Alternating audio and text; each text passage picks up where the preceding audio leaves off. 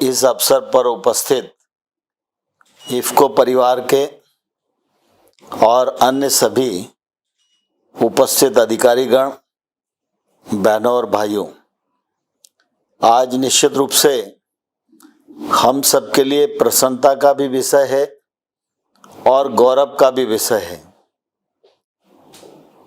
क्योंकि आज इफ़को ने मेक इन इंडिया कार्यक्रम के तहत एक बड़ा काम सिर्फ सोचा ही नहीं, करके दिखाया है।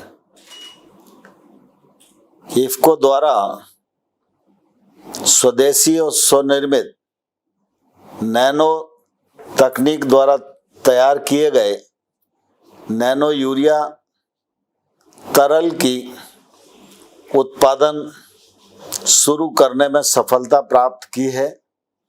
इसके लिए मैं पूरी इफ़को फैमिली और उनके अनुसंधानकर्ता सभी वैज्ञानिकों को अपनी ओर से बहुत बहुत बधाई देता हूँ, बहुत बहुत शुभकामनाएं देता हूँ।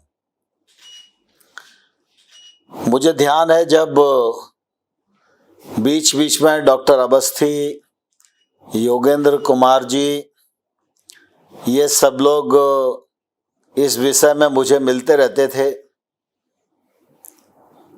तो निश्चित रूप से इन्हें सुनकर मुझे बहुत प्रसन्नता भी होती थी, लेकिन ऐसा लगता था कि पता नहीं ये लोग कह रहे हैं ये कब सार्थक होगा। लेकिन बड़ी कम अवधि में प्रयत्न पूर्वक ये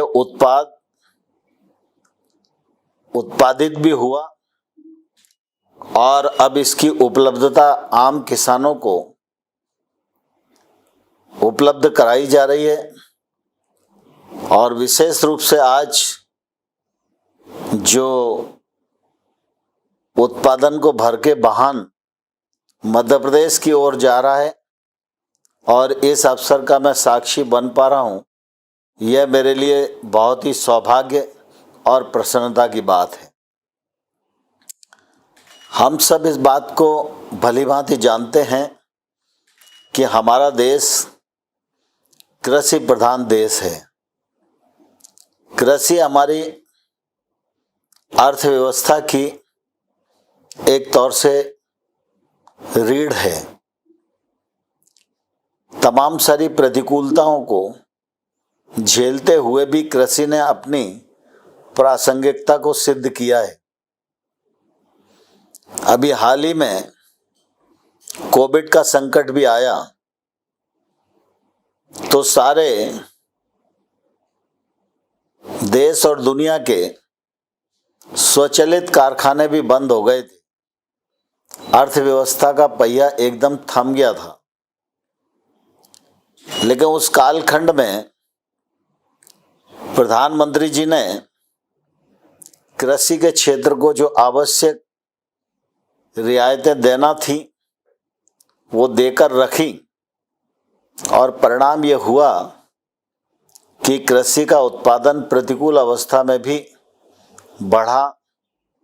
सरकार ने उसकी खरीद भी करी और हम ये कह सकते हैं कि कृषि के क्षेत्र ने ऐसी अवस्था में भी अपनी प्रासंगिकता को सिद्ध किया है। जब कृषि हमारा मेरुदंड है तो निश्चित रूप से इसको मजबूत करना भारत की सरकार का भी कर्तव्य है और हर संस्था और हर व्यक्ति का कर्तव्य है। कृषि के क्षेत्र को लाभकारी बनाना, किसान की आमदनी बढ़ाना, किसान की लागत को कम करना, केमिकल फर्टिलाइजर से हो रहे नुकसान से धरती माता को बचाना, पर्यावरण की रक्षा करना, यह सब हमारे प्रमुख और प्राथमिकता के विषय हैं। और इसलिए प्रधानमंत्री नरेंद्र मोदी जी के नेतृत्व में पूरा देश इस दिशा में बहुत गंभीरता के साथ और तत्परता के साथ काम कर रहा है। इसका ये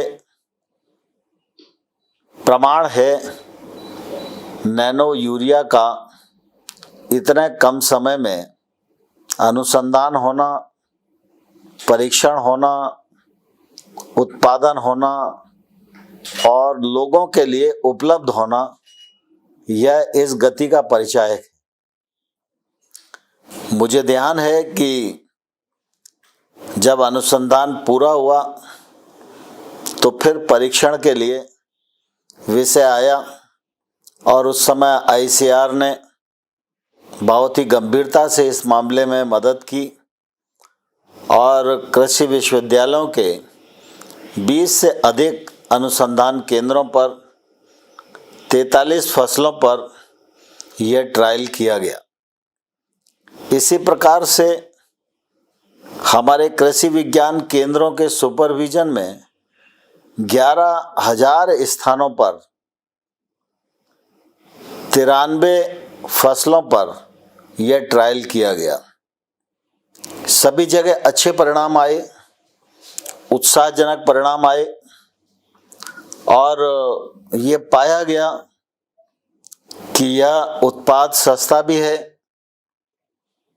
इससे पर्यावरण को भी संरक्षित किया जा सकता है, सिंचाई में पानी की जो उपलब्धता आवश्यक रहती है उसको भी कम किया जा सकता है, किसान की लागत भी कम की जा सकती है और यह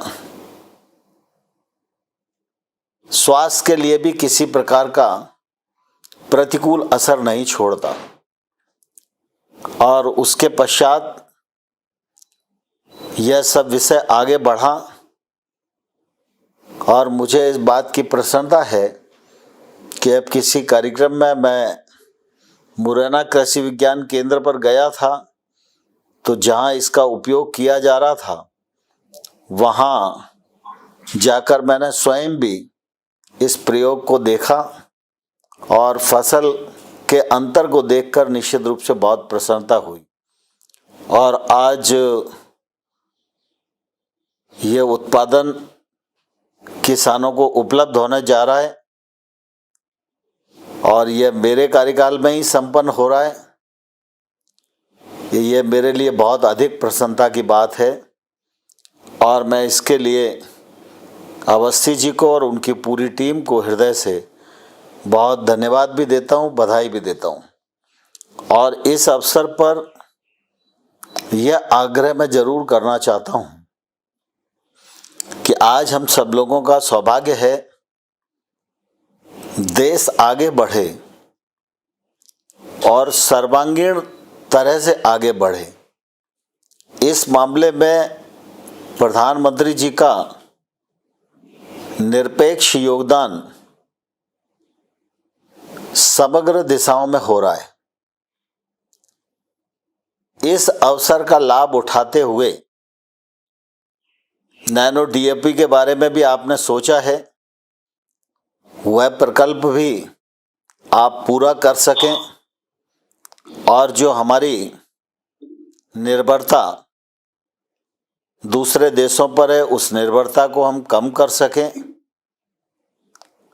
और साथ ही साथ किसानों के साथ मिलकर उनकी लागत को कैसे कैसे कम किया जा सकता है, इस मामले में एक ट्रेनिंग प्रोग्राम इफ्को केबीके के साथ मिलकर तय करना चाहिए।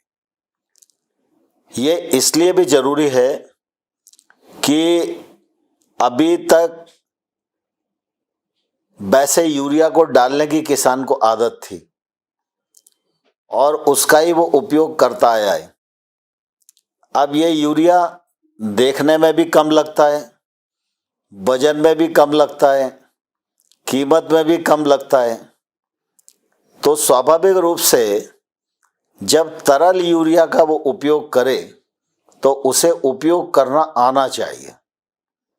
तो इसके दो फायदे होंगे। इफ्को को साथ जोड़ने की बात मैं इसलिए करता हूं कि केबीके के पास ज्ञान की तो कमी नहीं है, लेकिन कृषि विज्ञान केंद्र के साथ साधनों की कमी है।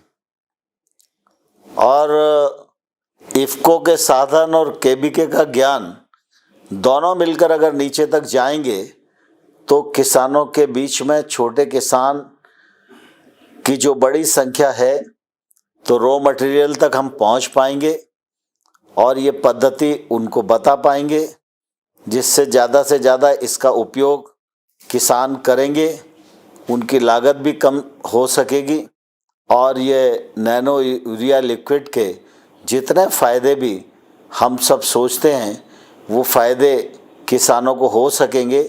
इसलिए आम किसान तक इसका पहुंचना, उपयोग करना, ये सुनिश्चित करना भी हम सब लोगों की जवाबदारी है। हर ज़िले में केबीके है, उनके पास सक्षम टीम है और आप सब लोग मिलकर काम करेंगे तो निश्चित रूप से इस विषय को हम और अच्छे से क्रियान्वित कर पाएंगे। इस अवसर पर मैं पुनः एक बार इफ्को की पूरी टीम को अपनी ओर से बहुत बहुत बधाई देता हूँ, बहुत शुभकामनाएं देता हूँ। और इस पूरी यात्रा में इफ्को के साइंटिस्ट हों, इफ्को की टीम के लोग हों, कृषि विज्ञान केंद्र के लोग हों, आईसीआर के लोग हों, यूनिवर्सिटी के जो वैज्ञानिक हैं वे सब हों, सब लोगों ने जिन ने इस पूरी यात्रा में और इस स्वदेशी पदार्थ को निर्मित करने में और मेक इन इंडिया के कार्यक्रम को आगे बढ़ाने में योगदान दिया है, मैं उन सब का इस अवसर पर बहुत बहुत अभिनंदन करता हूं और आप सबको इस अच्छे कार्यक्रम के लिए बहुत बहुत धन्यवाद देता हूं।